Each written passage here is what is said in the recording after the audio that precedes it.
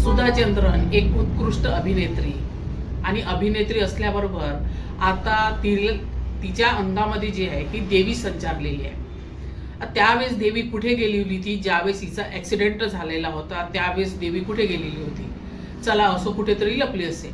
पण जिथे अंध राजा अंध प्रजा जर राहील तर अशा सेलिब्रिटी पैशाच्या अभावासाठी काहीही करू शकतील आणि कसेही करू शकतील आणि जनतेला अंधश्रद्धेमध्ये ढकलू शकतील. तर अशा सेलिब्रिटीला असा अंध राजा कुठे नाही कुठे गाळणं काळाची गरज आहे. काय आहे की असं जर केलं नाही तर समाज हा इथेपर्यंत जो येऊन पोहोचलेला आहे आपल्या महापुरुषामुळं संतामुळं, तर हा समाज पुन्हा मागेवर येईल. असं यायला नको. त्याकरिता अशा सेलिब्रिटी आहे यांना कुठे ना कुठे आळा घालणं जरुरी आहे.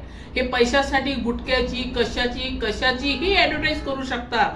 कोणाच्या अंगात देवी संचारू शकते. आणखी आता कोणी काही अभिनेत्री होईल हिची प्रसिद्धी पाहून अभिनेत्री म्हणा की अभिनेता म्हणा हे यांना फरक पडत नाही.